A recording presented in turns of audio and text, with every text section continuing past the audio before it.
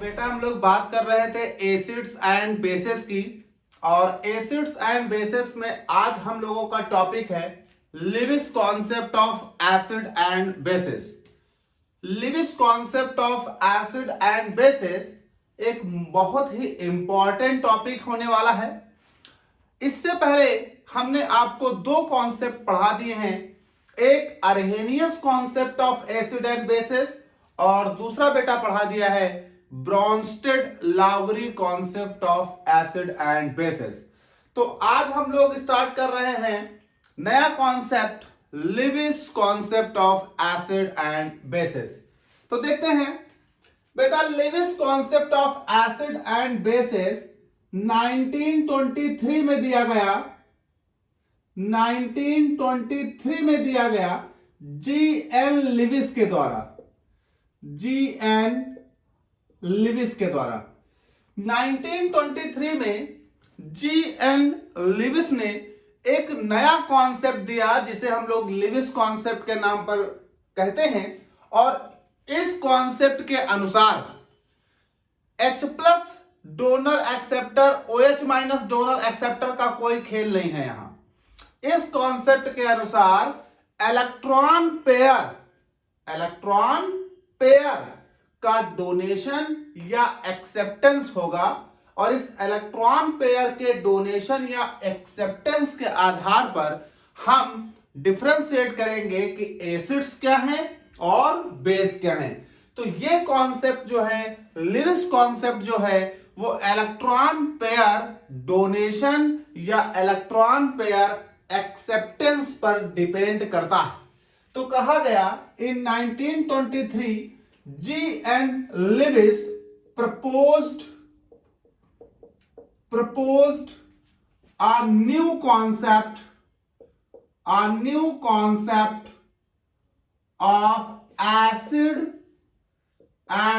and bases which is based upon the electron pair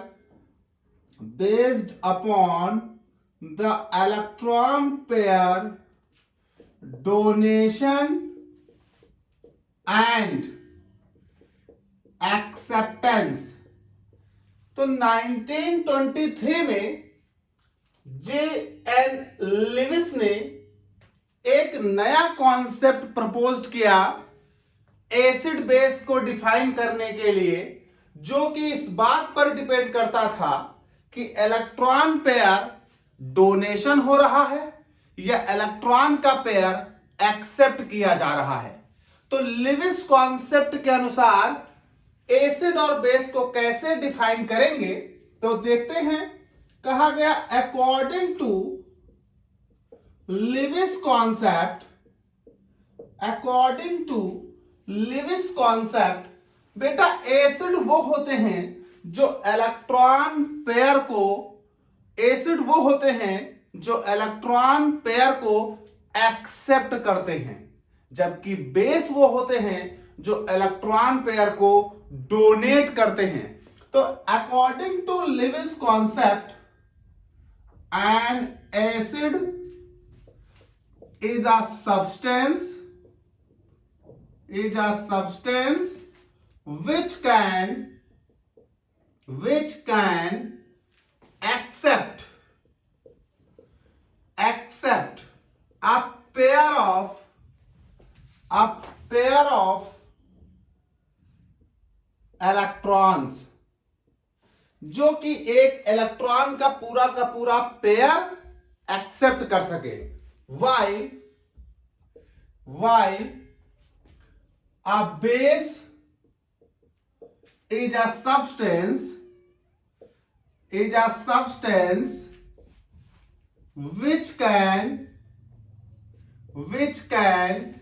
donate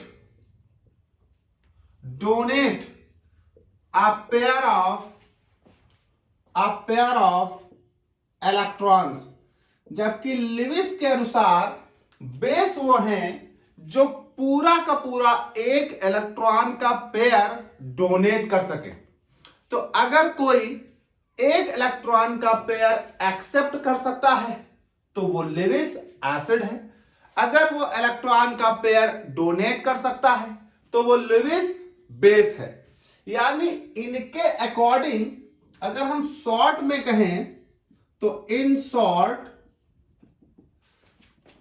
N acid is electron pair acceptor while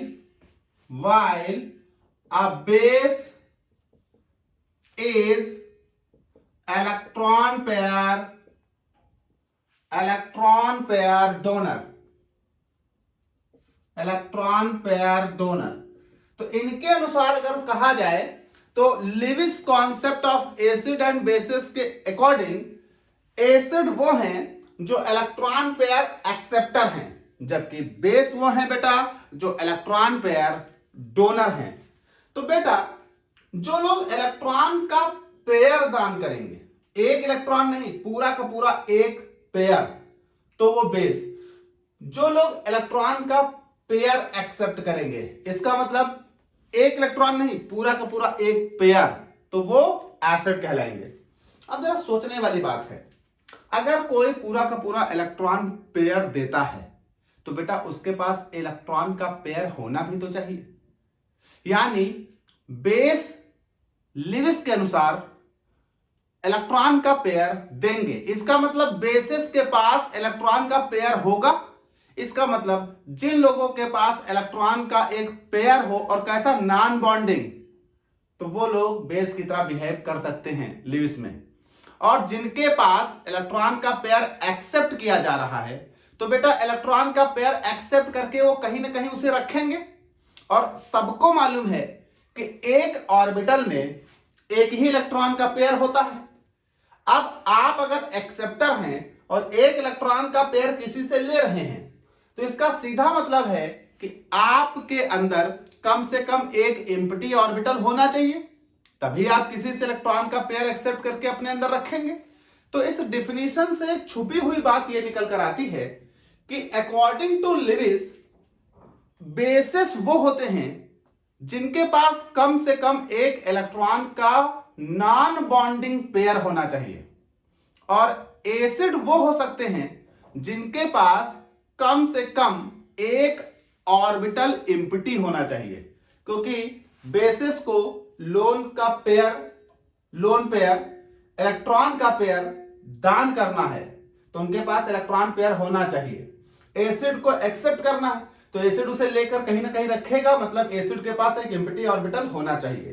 तो अगर हम कहें तो according to Lewis concept of acid and bases a substance which have at least one non-bonding pair of electron can behave as a Lewis base.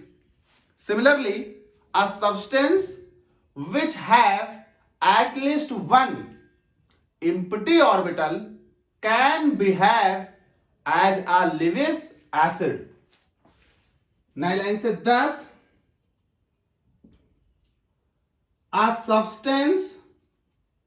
a substance which have at least one non-bonding pair of electrons can behave का मतलब behave कर सकता है, करेगा नहीं करेगा वो आगे बात है। Can behave as Lewis base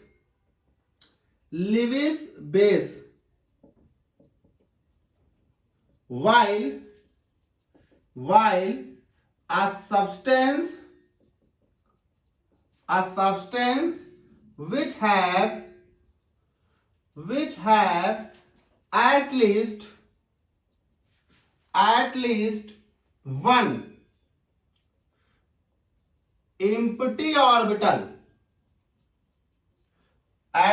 one empty orbital can behave can behave as Lewis acid, क्योंकि उसे इलेक्ट्रॉन का पेयर एक्सेप्ट करना है और एक्सेप्ट करके अपने ऑर्बिटल में रखना है, तो उसके पास कम से कम एक एम्प्टी ऑर्बिटल होना चाहिए। तो ऐसे लोग जिनके पास कम से कम एक एम्प्टी ऑर्बिटल होगा, they behave as a Lewis acid. और ऐसे लोग जिनके पास कम से कम एक इलेक्ट्रॉन का पेयर होगा, they behave as a Lewis base. Now अब हम लिविस एसिड और बेस के अकॉर्डिंग जरा न्यूट्रलाइजेशन को देख लें कि लिविस एसिड और बेस के अनुसार न्यूट्रलाइजेशन क्या है। तो नोट करते जाएंगे। तो देखिए भाई, लिविस एसिड और बेस के अकॉर्डिंग न्यूट्रलाइजेशन क्या है। तो देखिए भाई, लिविस के अनुसार इलेक्ट्रॉन पेयर देने वाला बेस, इलेक्ट्रॉन पेयर लेने वाला एसिड है। तो जरा एक रिएक्शन समझिए। मान लीजिए ये बेस, ये इलेक्ट्रॉन का पेयर देगा, और मान लीजिए ये एसिड है, ये इलेक्ट्रॉन का पेयर लेगा।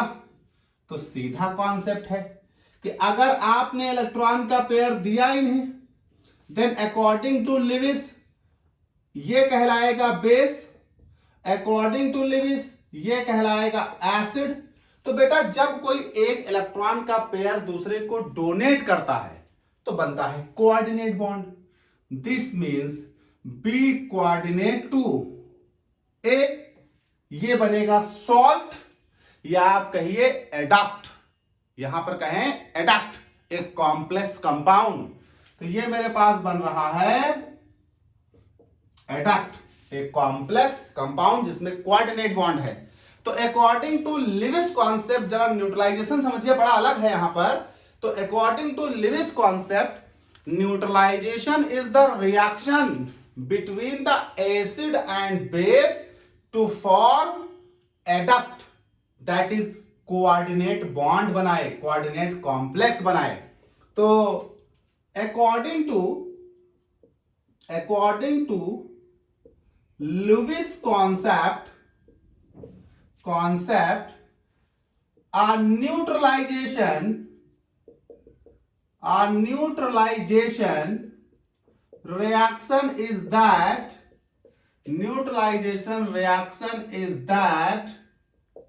in which an acid react with base to form adduct, that is coordination complex। तो न्यूट्रलाइजेशन रिएक्शन क्या है कि एसिड बेस से रिएक्ट करे और बनाए एडक्ट, एक कॉम्प्लेक्स कंपाउंड, कोऑर्डिनेट कंपाउंड। चलिए भाई, जरा इसका एक एग्जांपल समझते हैं। मान लीजिए कि आपके पास कोई कंपाउंड है जिसके पास इलेक्ट्रॉन का पेयर है जो दान करेगा। तो जैसे देखिए अमोनिया के पास इलेक्ट्रॉन का पेयर होता है, एक नॉन बॉन्डिंग पेयर होता है नाइट्रोजन के पास, और ये दान कर सकता है। तो ये तो दान कर सकता है, पर कोई ऐसा होना चाहिए जो इलेक्ट्रॉन का पेयर एक्सेप्ट करता हो। तो देखिए, मान लीजिए आपके पास है H+ के पास इलेक्ट्रॉन के पेयर को एक्सेप्ट करने की टेंडेंसी है, बिकॉज हाइड्रोजन के पास एक एम्प्टी ऑर्बिटल है 1s। भाई, हाइड्रोजन के पास एक इलेक्ट्रॉन होता है 1s1, एक इलेक्ट्रॉन बाहर निकल गया होगा तभी तो प्लस आया है। इसका मतलब हाइड्रोजन के पास एक एम्प्टी ऑर्बिटल है 1s1। तो इसके पास कौन सा एम्प्टी ऑर्बिटल है? इसके पास एम्प्टी ऑर्बिटल है जिसको आप कहेंगे 1s1 वाला। ये अब 0 हो चुका है, तो ये इलेक्ट्रॉन का पेयर इन्हें देगा, वो इस वाले ऑर्बिटल में रख लेगा। तो इन्होंने इसे इलेक्ट्रॉन का पेयर दिया। Now this is base, this is acid. बनेगा क्या? बनेगा दिस कोऑर्डिनेट बॉन्ड H, ये बनेगा। इसको आप लिख सकते हैं सिंपल क्या, NH4 प्लस। आपको मालूम NH4 प्लस में एक कोऑर्डिनेट बॉन्ड होता है। वैसे ही मान लीजिए आपके पास था BF3 और F माइनस, तो ये हो गया F माइनस, रिएक्शन करा दिया BF3 से। बोरॉन ट्राइफ्लोराइड, बोरॉन का आउटर मोस्ट इलेक्ट्रॉनिक कॉन्फ़िगरेशन देखा जाए तो बोरॉन का P3 होता है, 3 इलेक्ट्रॉन होते हैं, 3 फ्लोरीन से उसने बॉन्ड बना लिया, हो गए कितने 6। अब जब हो गए 6 तो बेटा जरा बात समझिए, इसके पास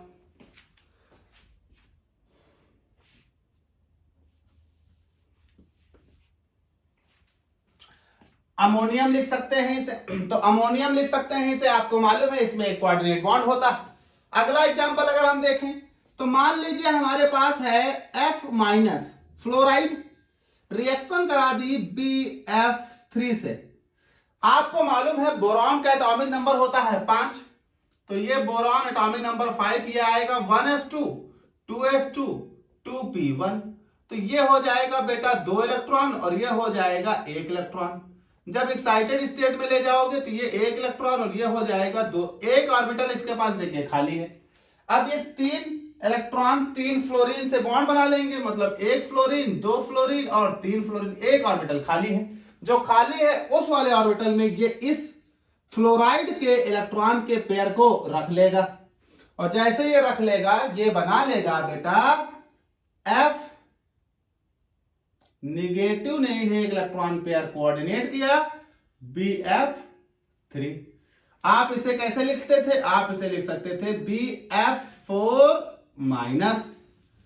ऐसे ही मान लीजिए अमोनिया और BF3 का हो तो दैट मींस NH3 और यह हो जाएगा BF3, इनके पास एक लोन पेयर, इन्होंने इसे कोऑर्डिनेट किया तो ये हमारे पास बना क्या बेटा BF3 NH3, तो ये मेरे पास हो जाएगा NH3 coordinate bond BF3, all these are adduct.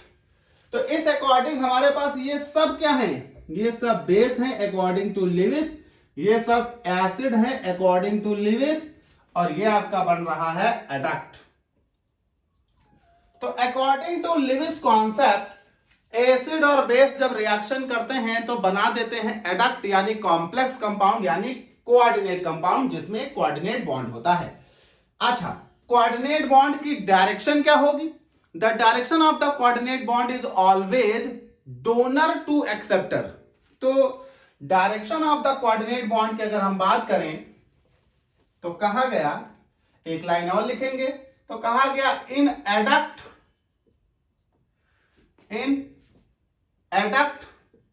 The direction of coordinate bond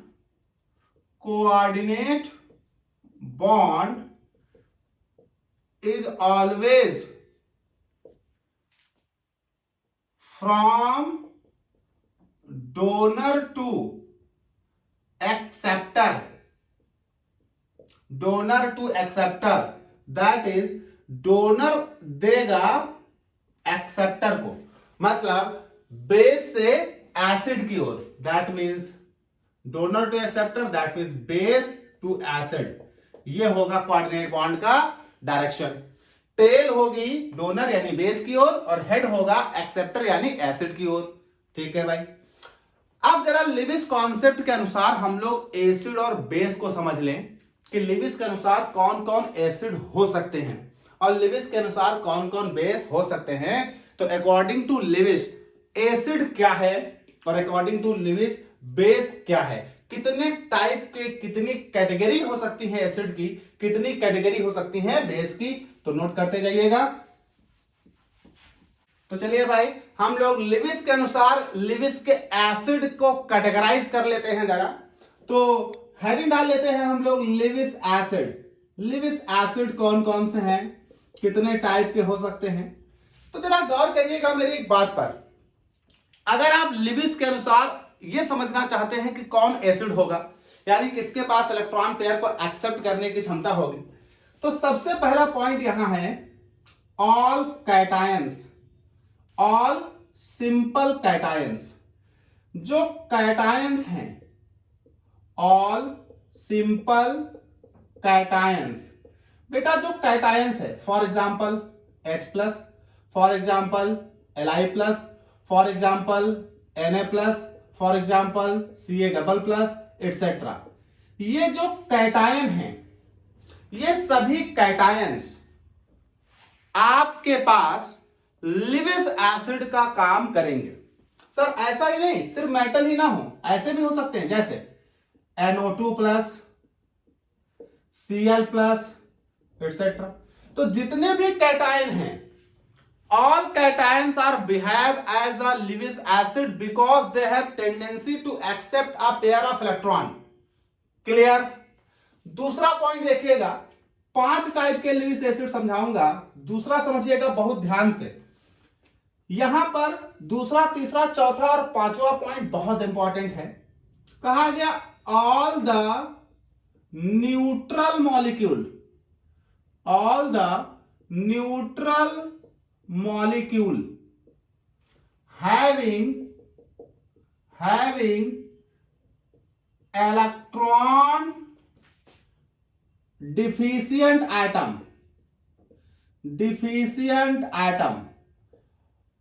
ऐसे neutral molecule having electron deficient atom, ऐसे न्यूट्रल मॉलिक्यूल जिनके पास इलेक्ट्रॉन डेफिशिएंट एटम हो। तो ऐसे neutral molecule, all the neutral molecules having electron deficient atom, और अच्छे से कहना चाहें तो इलेक्ट्रॉन डेफिशिएंट सेंट्रल एटम, वो सब लिविस एसिड होंगे। फॉर एग्जांपल जरा एक बात समझिएगा, जो बोरॉन फैमिली है, एग्जांपल में बोरॉन फैमिली, जैसे बोरॉन का केस ऐसा है, इसका एटॉमिक नंबर होता है 5। जब एटॉमिक नंबर 5 होता है तो इसे जरा एक्सप्लेन करिए तो आएगा 2 and 3। आउटर मोस्ट सेल में 3 इलेक्ट्रॉन है। अगर आप ऐसे लिखे तो 1s2 2s2 2p1, आप जरा गौर कर लीजिए 3 इलेक्ट्रॉन है। जब इसके आउटर मोस्ट सेल में ही 3 इलेक्ट्रॉन है, यहां से देखिए, तो अगर ये 3 इलेक्ट्रॉन की शेयरिंग भी करे तो 3, और मैक्सिमम 3 की शेयरिंग करेगा तो 3 + 3 कितने हो जाएंगे, 6। जब इसके आउटर मोस्ट सेल में ऐसी सिचुएशन है कि अगर वो साझा भी कर ले 3 लोगों से तो 6 ही हो पाएंगे, यानी अगर ये मैक्सिमम 6 ही कर सकता है तो बेटा ऑक्टेट कंप्लीट होने के लिए कितने चाहिए, मिनिमम आउटर मोस्ट में चाहिए, ऑक्टेट के लिए मिनिमम 8 होने चाहिए, हैं कितने, 6। तो इसका मतलब बोरॉन फैमिली में बोरॉन कहीं पर भी कोई मॉलिक्यूल बनाए, BF3, BCl3, BH3, इस परिवार का एल्युमिनियम AlCl3, AlOH का whole twice and so on, सब कुछ होल थ्राइस, तो जब भी ये सब आएंगे, all these are Lewis acids, कारण वो सिचुएशन ही उनकी ऐसी है। तो बेटा ये समझ गए, यहां मैं इसे मिटाकर एग्जांपल सीधे लिखूंगा। तो ये मेरे पास फैमिली आ जाएगी BF3, BCl3, BH3, AlCl3 etcetera. इन सब के पास इलेक्ट्रॉन की डिफिशियंसी है सेंट्रल एटम के पास, और जब सेंट्रल एटम के पास इलेक्ट्रॉन की डिफिशियंसी होती है then they have tendency to accept a pair of electron, और अगर वो इलेक्ट्रॉन पेयर को एक्सेप्ट करेगा तो अकॉर्डिंग टू लिविस बेटा लिविस एसिड है। तीसरी बात,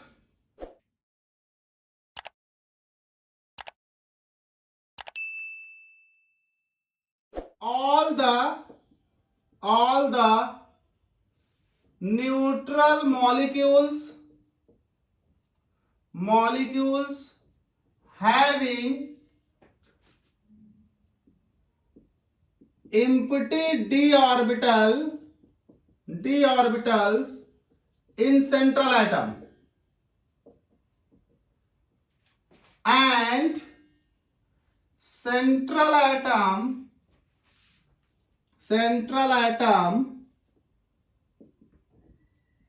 have tendency to acquire more than 8 electrons in their valence cell. Beta, all the neutral molecules having empty d orbitals in central atom and central atom have tendency to acquire more than 8 electrons in their valence cell. वो सभी neutral molecule जिसके पास central atom में empty D orbital हो, और इतना ही नहीं, वो empty D orbital अपने आउटर मोस्ट सेल यानी वैलेंस सेल में 8 से ज्यादा इलेक्ट्रॉन रख सकती हो, वो सभी कहलाएंगे लेविस एसिड। एग्जाम्पल में इसमें आ जाएंगे कार्बन परिवार के सदस्य, कार्बन को छोड़कर, क्योंकि कार्बन के पास डी ऑर्बिटल नहीं होते। इसमें कार्बन परिवार के सदस्य जहां भी कॉम्प्लेक्स बनाएंगे इस कैटेगरी में आ जाएंगे, जैसे SiCl4, they have empty D orbital and they have tendency to occupy more than 8 electron in their valence shell. तो यह आ जाएगा SiCl4, यह आ जाएगा इसमें आपके पास SnCl4। इसमें आपके पास नाइट्रोजन परिवार के सदस्य आ जाएंगे, नाइट्रोजन को छोड़कर, नाइट्रोजन के पास एम्प्टी डी ऑर्बिटल नहीं होते, लेकिन उसको छोड़कर नाइट्रोजन के फास्फोरस PCl3 से बन जाता है PCl5, है ना। ऑक्सीजन परिवार के सदस्य, ऑक्सीजन को छोड़कर सल्फर SF4 SF6, इनके पास टेंडेंसी होती है मोर देन 8 इलेक्ट्रॉन रखने की आउटर मोस्ट सेल में, that is why they behave as a Lewis acid etcetera. चलिए भाई, तो ये हो गया 3 पॉइंट। चौथा पॉइंट जरा गौर करते हैं, बड़ा इंपॉर्टेंट है चौथा point.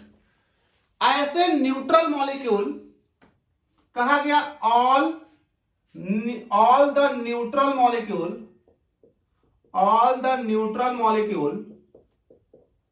molecules which have multiple bond, that means double bond or triple bond, multiple bonds, that is double or triple bond between two dissimilar electronegativity atoms।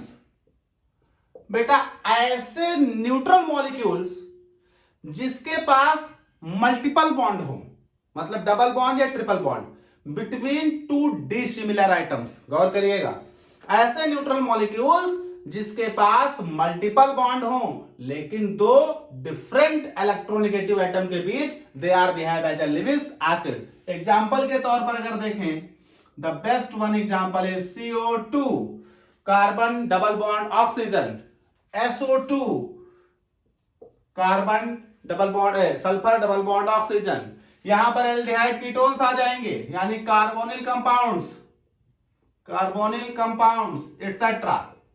ये सब आपके पास देखिए डबल बॉन्ड रखते हैं, ट्रिपल बॉन्ड, डबल बॉन्ड, कोई भी multiple bond, दो different electronegative के आइटम्स के बीच में अगर हुआ, तो अगर मल्टीपल बॉन्ड दो डिफरेंट इलेक्ट्रोनेगेटिव आइटम्स के बीच हुआ, then the molecules behave as a Lewis acid. चलिए भाई, पांचवा पॉइंट ध्यान से समझिएगा, यहां मॉलिक्यूल नहीं है, यहां एटम है। Neutral atoms having electron sextet in valence cell। ऐसे न्यूट्रल एटम्स जिसमें वैलेंस सेल में इलेक्ट्रॉन सिक्सेट हो, मतलब बाह्यतम कक्षा में सिर्फ 6 इलेक्ट्रॉन हो। एग्जाम्पल, ऑक्सीजन एटम, मॉलिक्यूल नहीं, atom, oxygen atom, they behave as a Lewis acid. Sulphur atom, they behave as a Lewis acid. तो बेटा, ऐसे लोग जिनके आउटर मोस्ट सेल में सिर्फ 6 ही इलेक्ट्रॉन हो, they behave as a Lewis acid. आपको मालूम, जब ओजोन बनता था तो O2 मॉलिक्यूल O को लोन पेयर देता था, तो O2 molecule base O acid, कितना बेहतरीन कॉन्सेप्ट है, अभी आप समझेंगे। तो O2 बेस है लेकिन O, अकेला O एसिड है। They have tendency to accept a pair of electron. They have tendency to accept a pair of electron. तो 5 तरह के लिविस एसिड हो सकते हैं, ये आपके सामने लिखे हैं, आपको पहचानने हैं। इन पांचों में से कोई भी टाइप अगर आपके पास है तो वो लिविस एसिड है। अब बात करते हैं लिविस बेस कैसे पहचानेंगे आप, तो नोट करते जाइएगा। बात करते हैं लिविस बेस। चलिए भाई, तो देखते हैं लिविस बेस। तो अगर आप लिविस बेस को पहचानना चाहें तो ऐसे जैसे लिविस एसिड के लिए कॉन्सेप्ट बताए, वैसे ही लिविस बेस के लिए भी कुछ कॉन्सेप्ट्स हैं। अगर आपको लिविस बेसेस पहचानना है तो 3 बातें, बेस 3 तरह से पहचाने जाएंगे। पहला पॉइंट, जितने भी एनायंस हैं, ऑल द सिंपल एनायंस, जितने भी एनायंस हैं, एग्जाम्पल के तौर पर जैसे Cl minus, Br minus, H minus, OH minus, NH2 single minus, etcetera, जितने भी, तो all the anions have tendency to donate a pair of electron, that is why they behave as a Lewis base. तो जितने anions हैं वो सब Lewis base हैं। दूसरा पॉइंट याद रखिएगा, न्यूट्रल मॉलिक्यूल के लिए है ये, all the neutral molecules, all the neutral molecules having at least one non-bonding pair of electrons, ऐसे न्यूट्रल मॉलिक्यूल्स जिनके पास कम से कम एक non bonding pair of electron हो, वो लोग लिविस बेस कहलाएंगे। एग्जाम्पल के तौर पर जैसे H2O, ऑक्सीजन पर 2 पेयर हैं। एग्जाम्पल के तौर पर ROH, दिस। एग्जाम्पल के तौर पर RNH2, दिस। एग्जाम्पल के तौर पर NH3, दिस, एटसेट्रा। तो जब भी आपके पास किसी भी न्यूट्रल मॉलिक्यूल में सेंट्रल एटम पर एक या एक से ज्यादा non bonding pair of electrons हैं, तो वो न्यूट्रल मॉलिक्यूल्स कैसे बिहेव करेंगे, लिविस बेस की तरह बिहेव करेंगे। तीसरा पॉइंट यहां पर ध्यान दीजिएगा।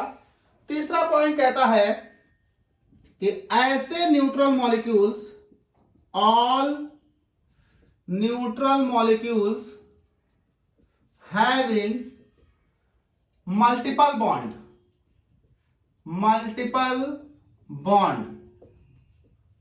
between two same electronegative atoms,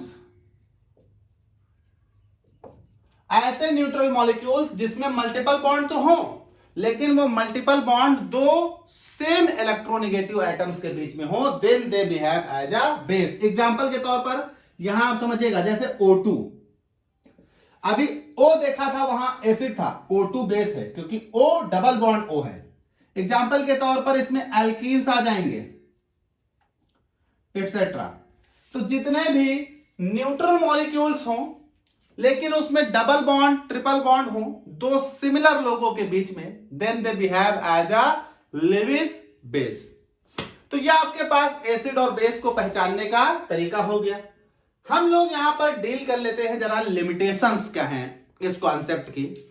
हम लोग यहां डील कर लेते हैं इस कॉन्सेप्ट की लिमिटेशंस क्या हैं। तो लिमिटेशंस की बात करें तो आमतौर पर यह कॉन्सेप्ट बहुत अच्छा कॉन्सेप्ट है। मेजॉरिटी ऑफ एसिड और बेसिस को ये क्लासिफाई करता है, लेकिन उसके बाद भी इस कॉन्सेप्ट में कुछ लिमिटेशंस हैं। जैसे पहली लिमिटेशन ये है कि इस कॉन्सेप्ट के अनुसार जो HCl है, H2SO4 है, HNO3 है, जो कि H+ के आधार पर अपनी एसिडिटी बेसिसिटी शो करते हैं, वो तो इलेक्ट्रॉन पेयर देते लेते नहीं।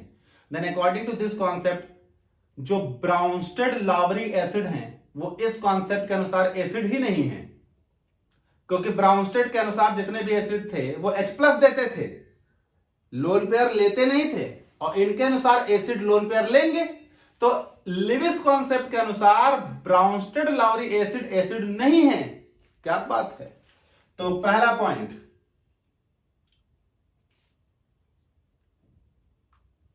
This theory fails to explain the acid nature of HCl, H2SO4, HNO3 bracket में लिख दो ब्राउनस्टेड एसिड्स एटसेट्रा। ये ब्राउनस्टेड एसिड्स के एसिड नेचर को एक्सप्लेन नहीं कर पा रहे। ये थ्योरी फेल हो रही है ये बताने के लिए कि ब्राउनस्टेड वाले, जो कि ब्राउनस्टेड एसिड कहते थे, वो एसिड किस तरह से होंगे। अच्छा, यहां एक अच्छी बात समझिए, लिविस के अनुसार जो एसिड हैं वो ब्राउनस्टेड एक्सप्लेन नहीं कर पाएंगे, क्योंकि ब्राउनस्टेड लाउरी कॉन्सेप्ट H+ पर चलता है, Lewis acid base concept electron pair पर चलता है। यानी लिविस के अनुसार जो एसिड है वो जरूरी नहीं ब्राउनस्टेड के अनुसार भी एसिड हो, और ब्राउनस्टेड के अनुसार जो एसिड है वो जरूरी नहीं लिविस के अनुसार भी एसिड हो। तो लिविस कॉन्सेप्ट जो है वो ब्राउनस्टेड एसिड्स को एक्सप्लेन करने में फेल हो रहा है। दूसरी बात, लिविस के अनुसार एसिड बेस जब रिएक्शन होती है तो एक कोऑर्डिनेट कॉम्प्लेक्स बनता है। जरूरी नहीं सब कहीं एसिड बेस रिएक्शन में कोऑर्डिनेट कॉम्प्लेक्स ही बने। बहुत सारे ऐसे केस देखे गए जहां पर एसिड बेस रिएक्शन के दौरान कोऑर्डिनेट कॉम्प्लेक्स नहीं बन रहे थे। ऐसे केसेस देखे गए कार्बन मोनोऑक्साइड के केसेस में, तो ये थ्योरी उन्हें एक्सप्लेन नहीं कर पाती। तो this theory fails to explain the formation of जैसे कि NiCO का होल 4 या FeCO का होल 5 एटसेट्रा। और साथ ही साथ ये थ्योरी एसिड और बेस की स्ट्रेंथ के बारे में कुछ नहीं बताती, कौन कितना स्ट्रांग है, कौन कितना वीक है। तो this theory fails to explain the strength of acid and bases। Otherwise ये थ्योरी बहुत बढ़िया है। तो ब्राउनस्टेड लाउरी कॉन्सेप्ट और Lewis concept of acid and base बहुत अच्छे हैं, याद रखेंगे। नेक्स्ट हम लोग बात करेंगे अगला कॉन्सेप्ट। यहां अभी भी आपको 3 और कॉन्सेप्ट पढ़ाने हैं, lux fluid concept, solvent system concept etcetera. इस तरह के और 3 हैं, तो बात करेंगे नेक्स्ट क्लास में।